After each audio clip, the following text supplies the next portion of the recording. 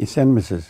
Юандар көзгісі сәхифәсендә біз толстушкалар, ягъни атнага бер чыга торган қалын газеталар турында, 24 биттә чыга торган газеталарның шушы саннары турында сөйлибез. Бу атнада 30 август бәйрәм көн билгеләп үтелде, республика көне уңаеннан зур чаралар булды. Бу турыда Татарстан президенты Рөстәм Миңнехановның мөрәҗәгате тәфсилле итеп тасвирлы бу бәйрәмнең мәгънәсен, нәрсә китергән бу республика көнен, һәм аның сәяси истәлегендә курыкмыйча әйтеп биргән. Гомумән газеталарда милли проблемалар җитешмәгән җирләр турында бу көннәрдә күп сөйләргә кирәк тапмаганнар. Шулай да проблемалар юк түгел. Ватаным Татарстан газетасының беренче битендә үк мигрант кунакны түгел дип әйтелә, күчеп килүчеләр кемнәр алар? 75 меңнән артык чит ил кешесе теркәлгән быел Татарстанда. Бу бит инде Алабуга шәһәре халкы кадәр үк дигән сүз.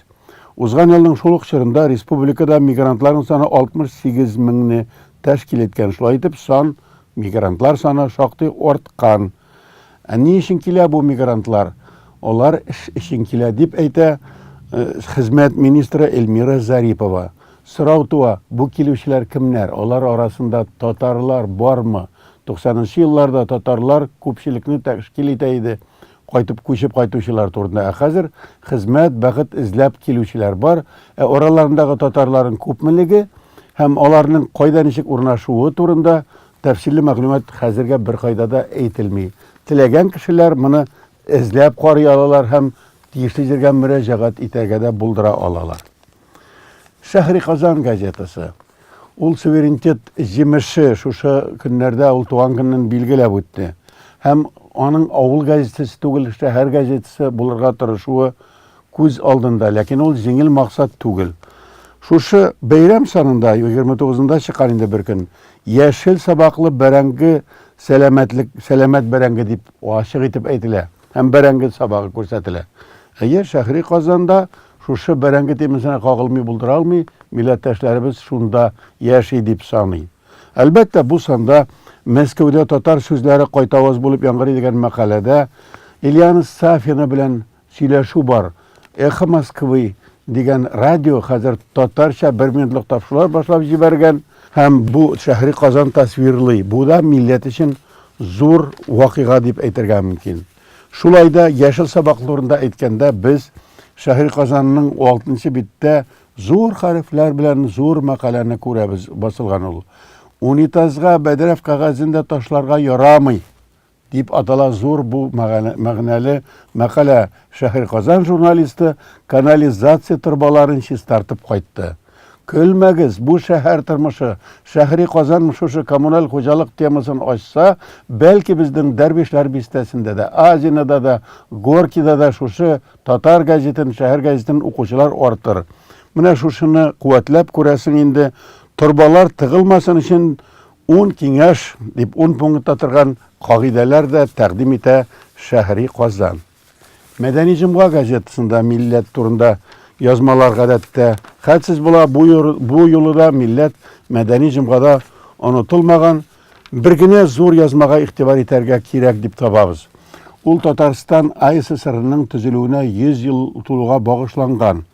Бу 100 еллык алдыннан, АССР төзелү алдыннан 17нче елда Милләт мәҗлесе төзелү һәм шушы Милләт мәҗлесенең Уфада утырышлар үткәрүе һәм аннан соң Идел, Урал штаты, аннан Татар Башкорт Республикасын төзү омтылышлары тарихка кергән. Бу тарихны әлбәттә белергә кирәк һәм шушы Мәдәни җомга газетасының 8-9 битләрендә разворот куш биттә шушы вакыйгалар тасвирлана.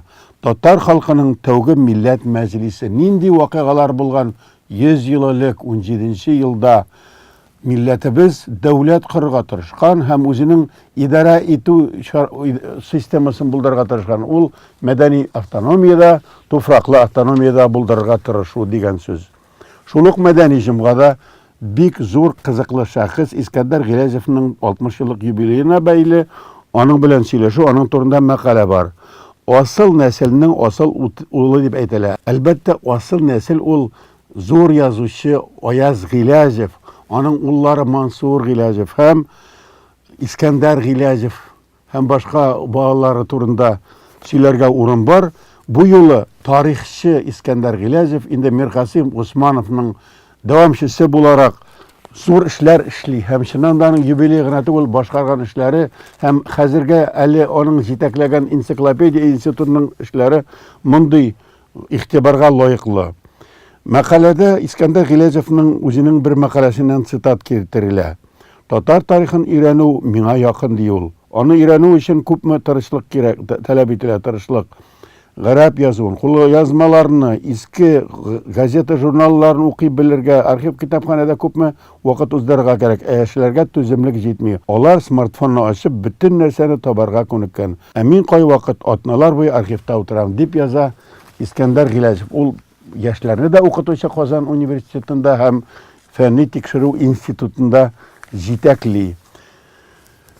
Татарстан яшьләре газеты. Ул һаман да әле исән һәм ул барыбер яшьләр дә бар, Татарстанда бар дигән тәэсир кала. Шундагы бер мәкалә Аллага шөкер суверенитет көнен, республика көнен сәяси эштәлеге турында да искә төшерә. Анда журналист Әгъзам Файзрахмановның тарих тәгәрмәчен кирегә борып булмый дип әйтелүе.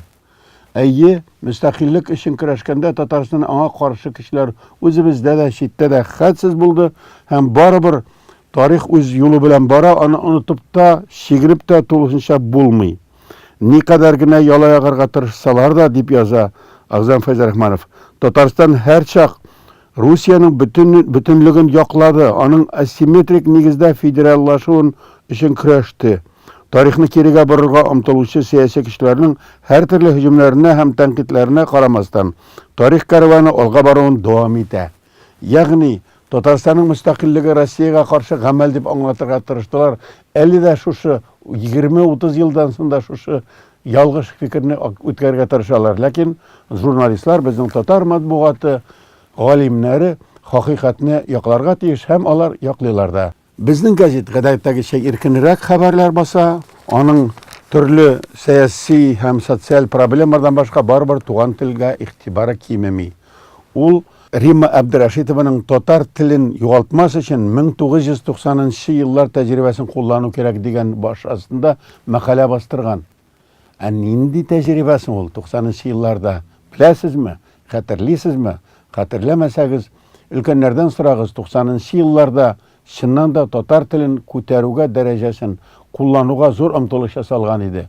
Хәзер шушы тәҗрибәне, гыйбрәтле хәлләрне искә алырга вакыт җитте. Хәзергә шуның белән сау булыгыз.